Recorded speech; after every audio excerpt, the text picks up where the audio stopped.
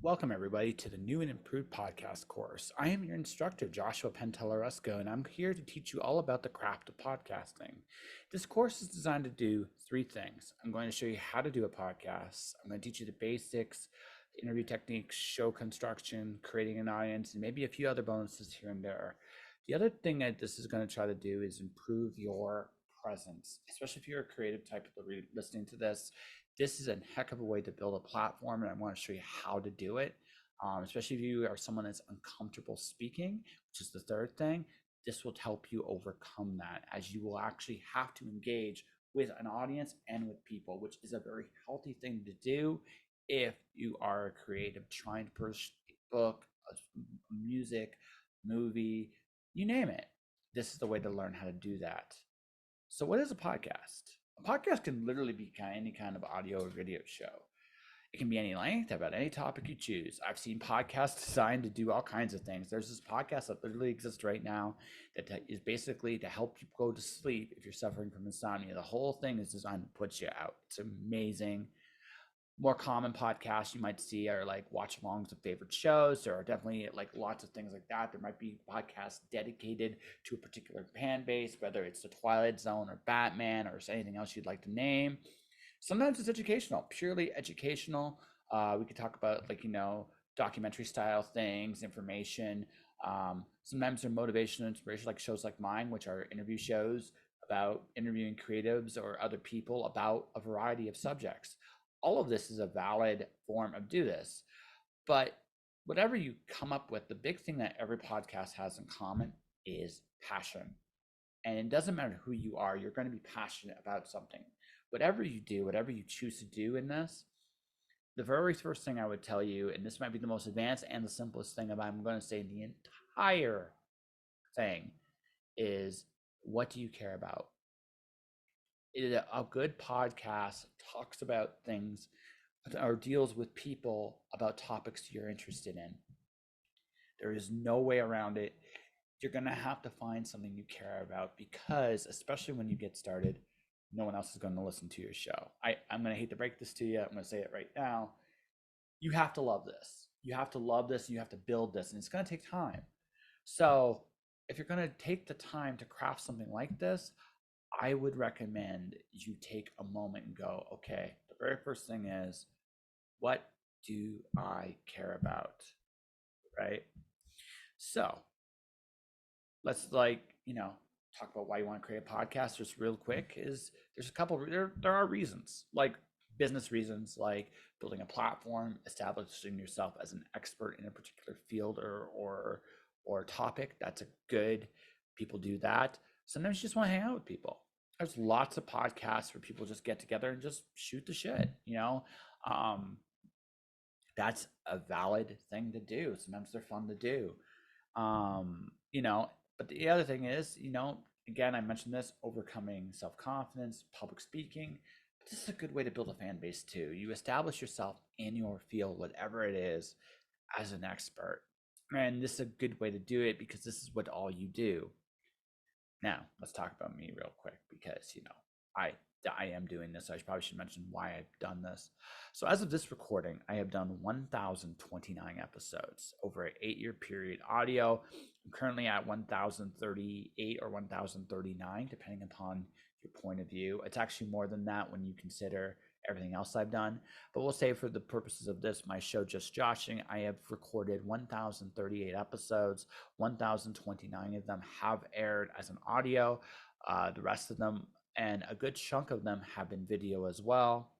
I've interviewed New York Times best-selling authors. I've interviewed people that are just coming out. And for me, what do I care about? I care about helping people. I really do. But where I want to help people is, I want to tell people that, that their dream isn't impossible.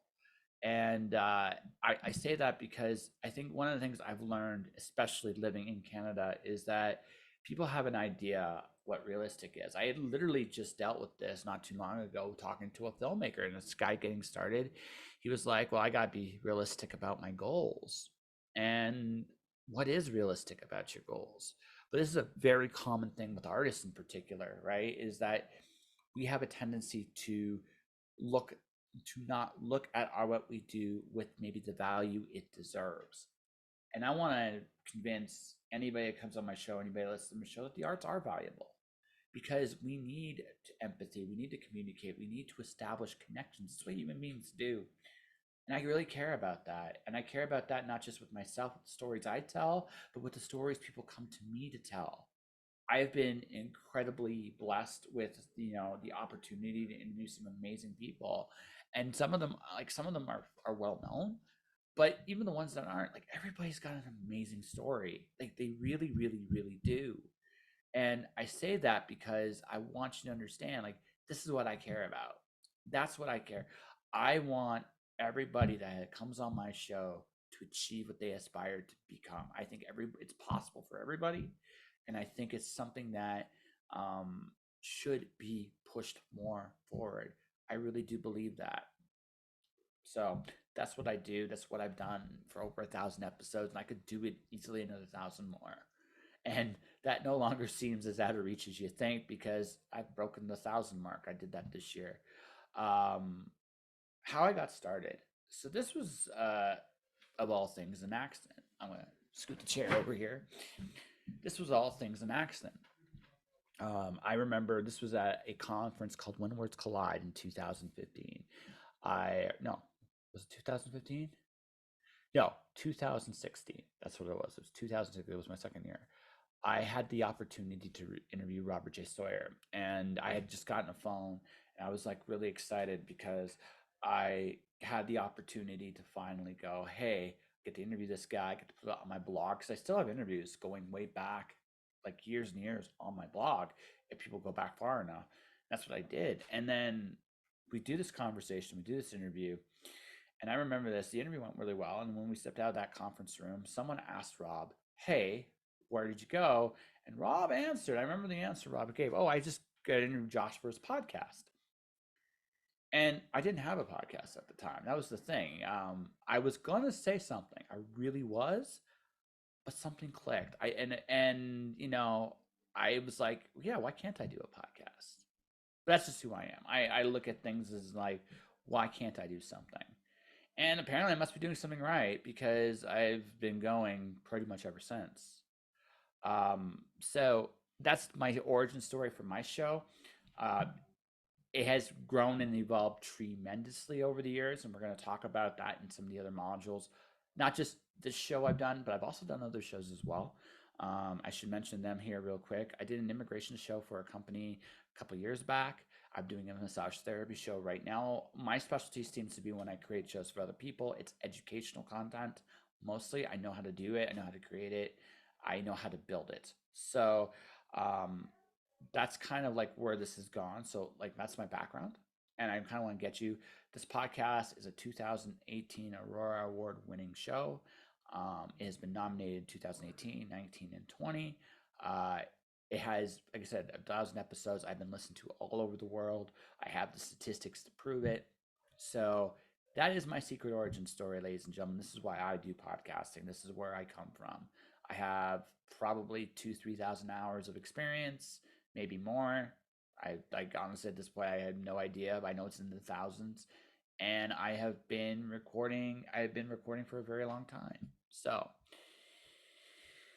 let's now let's go with the right end of the module. This is the intro. Why am I telling you all this? Because I want to get you an idea. When I got started, I didn't have a studio. I didn't have a space to record.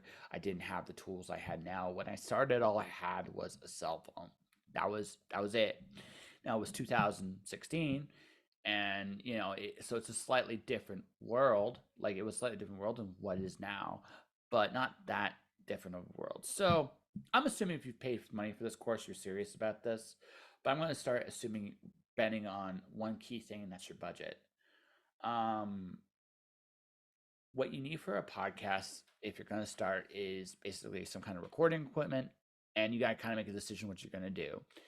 If audio, you're going to want something like this microphone right here. This is a Blue Yeti. I should probably clean this more. I'm going to actually show, like I said, a Blue Yeti. It is a very good microphone. I have headsets on because earplugs. You can have a headset too. There's some great ones out there. But it all depends on what you need. That's a big part of it. But I'm choosing this because this allows me to filter out everything else in the room that you hear. This computer has like this weird clicky noise. If you listen to my 300 range episodes, that's kind of when it started. And from there it's just been a very it's been a progressive thing in terms of what the equipment I have. Currently I am doing this through a camera not built on my computer, but a mobile camera, a Logi HD 1080. That's what you're watching this on. You're seeing a Zoom piece here. This is being recorded on Zoom. You don't need to do this on Zoom. You could do this in a variety of different ways, but like this is my equipment and this is what I'm using right now. So when you started, it depends on a few things. Your environment, first off, like what kind of room you have. This my current environment is does I do have roommates upstairs, so I have to keep that in mind. I don't have a soundproof room. Um, Obviously, the better equipment you have, the advantages you will edit less.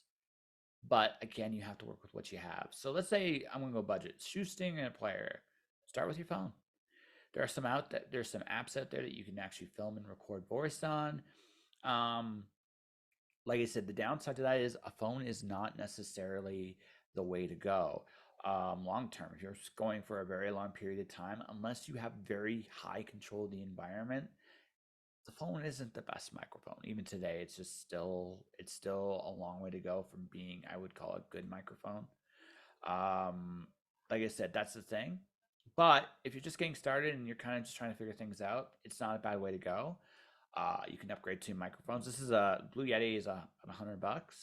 You can go with something simpler. Like there's some Sony microphones around $30-$40 that will, if you're getting started, get you started, right? That's just kind of like you gotta make a decision there, in terms of your budget, what you're willing to invest in. Obviously, the better the equipment, the better the quality. But there is such a thing as going too far. Um, I don't need necessarily the top of the line headset. Like some gamers will actually do this, and it drives me absolutely crazy when I see it because it's not necessary, right? There is such a thing as having an overabundance of equipment. It's important, but it's not the end all be all, right? So find the quality that's good enough for you. You don't necessarily need the biggest top of the line stuff. So there's that. Now let's say you're doing video, right? Let's say you're doing video. Let's say you're doing something along the lines of, I would say, a vlog show or a talk show, and you're doing something. So the camera I got is really good, the Logic camera. You can start with your computer. If your computer is a more recent model, like my computer is a few years old, but if you have a more recent model of a computer, like depending on what you got, like some Macs have really decent quality. Some of the more recent, even Asus's and some of the few other like brands of Windows style computers, they're pretty good, right? They're not necessarily a need, but if you want to get the camera, like there's Logic cameras like mine, which is really good. If you're mobile, video camera is good, lighting is good. Uh, Something I've been learning doing my show on the road, and I'll talk about that a little bit later, is that sometimes a good camera with a good control of the lighting goes a very, very, very long way. So I say all this to let you know that, like, there are definitely levels to this, and depending on what kind of show you're doing, you have to kind of adhere to it. Um, like I said, I would go like, what kind of show are you doing? First and foremost, what kind of show are you doing? uh, what do you think you need? Is it going to be audio? Is it going to be video? Is it going to be, we'll talk about show formula in the next module. But the thing about it is, what kind of stuff are you, you know, do you really need right away? And you can work your way up. Now, if you have the money, I still would do this checklist, but I would be a much more like tailor made. It's like, okay, I have a show I want to take place maybe in my office. I have like decent, I want to have it maybe slightly better lighting for the room I'm doing in. It's soundproof, maybe it's not soundproof. Like you figure that stuff out and then you go, okay, what equipment will I need to get me to this? Again, you don't need the very top of the line, but you need something. I would recommend a microphone at the very least. I like mine. There are better ones. but this is for what I do is good enough. All right, folks. This is the basic start of Module 1. I'm going to have kind of like a brief review of the end. This is like my secret origin story. I hope you guys enjoyed it. And now we've done Module 1. Now we're going to talk a little bit about equipment. Let's get into actually constructing the show.